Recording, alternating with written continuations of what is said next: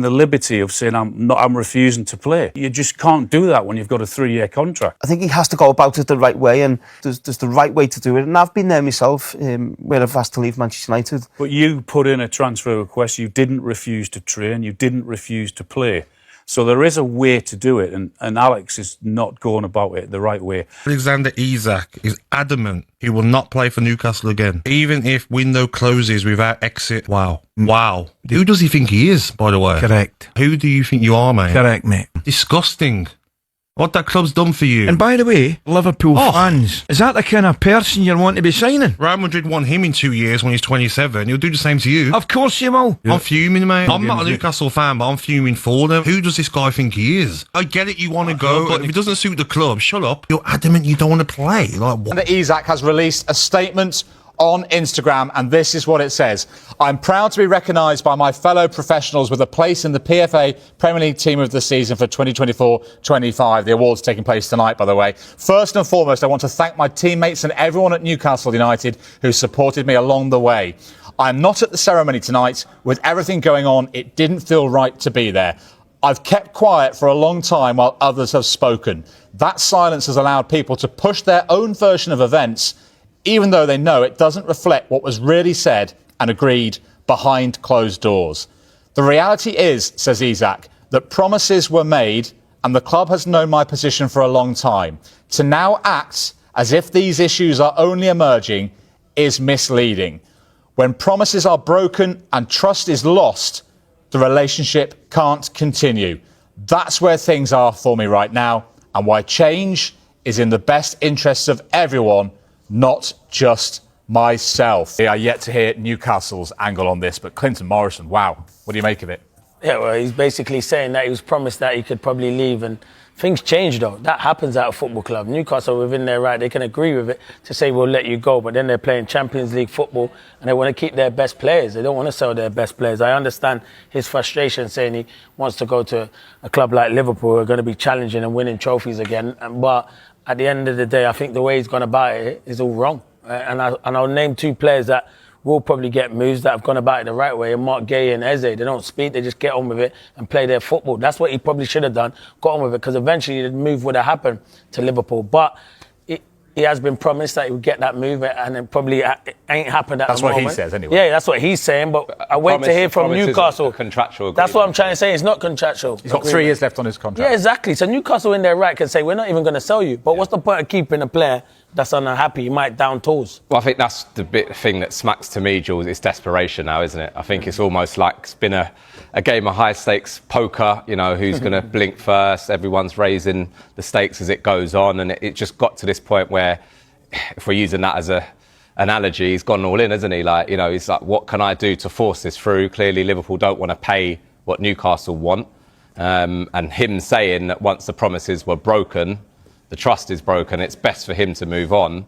I can't see any way back from this. I genuinely thought it was getting to the point of maybe they'll come back round, but the fact it's come from him, I think that's it. It has to get done now. I really do. Courtney, does this statement force Newcastle's hand? Do they have to sell him now? It does to a degree, and it's hard because then I'm looking at that thinking, one, what the lads have said is spot on. We've all been promised stuff in our career. It doesn't happen. But when you're 25 years of age and you're an international and you're playing in the Premier League, you probably should know better. So I'm asking who's advising him to say what he's saying and do what he's doing and think that actually a promise is OK, because as Clinton said, things in football change. And it's that question of how does it look to everyone else? How do Liverpool see this? Does it break down potentially because they're looking at a player thinking, actually, if he's going to kick off like this, what's he going to do here? Like I say, you've seen it, the sides of it where Wissa, Isak, very similar, whereas Gahey and Eze, they're probably getting on with it. But equally, I get it because I've been within football. I've been promised things and you're frustrated when it doesn't happen. But I think there's probably an element as well as a bit of naivety within this story as well. £110 million plus add-ons was the bid rejected by Newcastle. Less than 2 weeks left. Tommy Smith in the window. How do you see this resolving? Well, I don't see any way back at Newcastle now. I really don't. I think that's a really strong statement that he's put out there. Almost enough to say, like, I'm done now at the club. I think it's there. It's in writing. What Newcastle do is one of them. What do you do? What can you do? If you've got a player there who's clearly a top player, he doesn't want to play at the football club anymore. I mean, how much are the fans going to want him at the football club? You know, because one thing that Newcastle fans are is they're, you know, they're very supportive of the team. They're very passionate about the team, and if they've got players in the team who don't want to be there, they're going to want rid. The precedent it sets, though, isn't it, going forward as a player and just thinking, right, if you kick off and refuse to play, you win the game. That's something that's maybe got to be looked at. Well, what happens next? We will find out. Watch this space. When promises are broken and trust is lost, the relationship can't continue, says Alexander Isak tonight. Goodness me, a war of words between Alexander Isak and Newcastle United has officially started as the striker tries to force a move. The club have responded to Isak's Instagram statement last night, saying they are disappointed that no commitment has been made to Isak that he can leave. He said that's after claims from Isak that Newcastle had been misleading, breaking promises, and he advised that a change is best for everyone involved. Well, here is exactly what Isak has had to say then. I've been quiet for a long time while others have spoken. That silence has allowed people to push their own version of events, even though they know it doesn't reflect what was really said and agreed behind closed doors. The reality is that promises were made and the club has known my position for a long time. To now act as if these issues are only emerging is misleading. When promises are broken and trust is lost, the relationship can't continue. That's where things are for me right now, and why change is in the best interests of everyone, not just myself.